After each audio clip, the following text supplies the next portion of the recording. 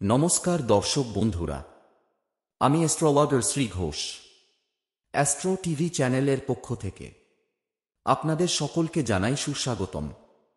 আজকের পর্বে নখ কেটে অনেক সময় এপাশ ওপাশে ফেলে দিই আমরা, কিন্তু শাস্ত্র অনুসারে এই কাজ করা মোটেও ঠিক নয়। নখ কাটার এই সঠিক জ্যোতিষ উপায় মেনে সৌভাগ্য বৃদ্ধি হবে আপনার। জেনে নিন কবে নখ কাটা উচিত। আর আপনি যদি শিরডি সাই ভক্ত হন তাহলে কমেন্ট বক্সে লিখে জানাবেন ওম সাইরাম। তন্ত্রশাস্ত্র অনুসারে কারোর উপর অশুভ প্রভাব বিস্তার করার জন্য সেই ব্যক্তির নখ ব্যবহার করার রীতি রয়েছে। সেই কারণে আমাদের বাড়ির বড়রা নখ কেটে যেখানে সেখানে ফেলে দিতে বারণ করে থাকেন। আপনারও যদি নখ কেটে এদিক ওদিক ফেলে দেওয়ার অভ্যেস থাকে, তাহলে এই স্বভাব আপনাকে একদিন বড় বিপদে ফেলতে পারে। জেনে নিন তন্ত্রশাস্ত্র অনুসারে নখ দিয়ে ভাগ্য ফেরানোর কয়েকটি উপায়। নখ কেটে ছুঁড়ে ফেলবেন না।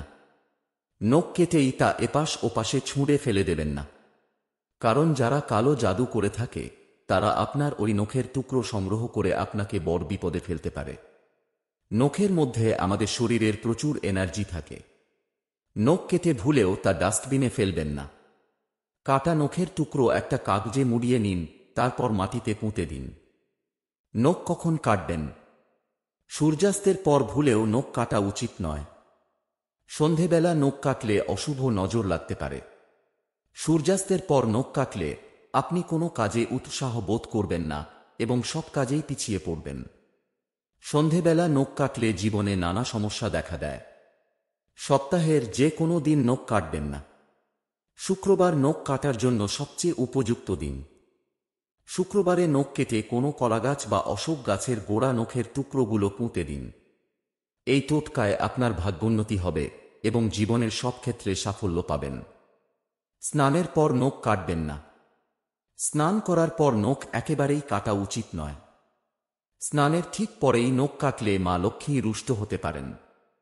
চাকরি ও ব্যবসায় নানা বাধা বিপত্তি দেখা দিতে পারে এর ফলে। নখ কেটে তারপর স্নান করতে যান। কবে নখ কাটবেন না? জ্যোতিষ অনুসারে সপ্তাহের মধ্যে সোমবার, মঙ্গলবার ও বৃহস্পতিবারে নখ কাটা অশুভ বলে মনে করা হয়। এছাড়া গ্রহণ চলাকালীন ভুলেও নখ কাটবেন না। এর ফলে আপনার আর্থিক অবস্থা খারাপ হবে এবং ঋণের জালে আটকা পড়বেন আপনি। এই সব দিনে নখ কাটলে দাম্পত্য সম্পর্ক খারাপ হতে পারে। তাহলে বন্ধুরা, ভিডিওটি শেষ পর্যন্ত দেখার জন্য সবাইকে অনেক অনেক ধন্যবাদ। ভালো লাগলে অ্যাস্ট্রো টিভি চ্যানেলকে সাবস্ক্রাইব করে রাখবেন পরবর্তী ভিডিওগুলোর আপডেট পাওয়ার জন্য। লাইক করবেন, শেয়ার করবেন, প্রশ্ন থাকলে অবশ্যই কমেন্ট করবেন।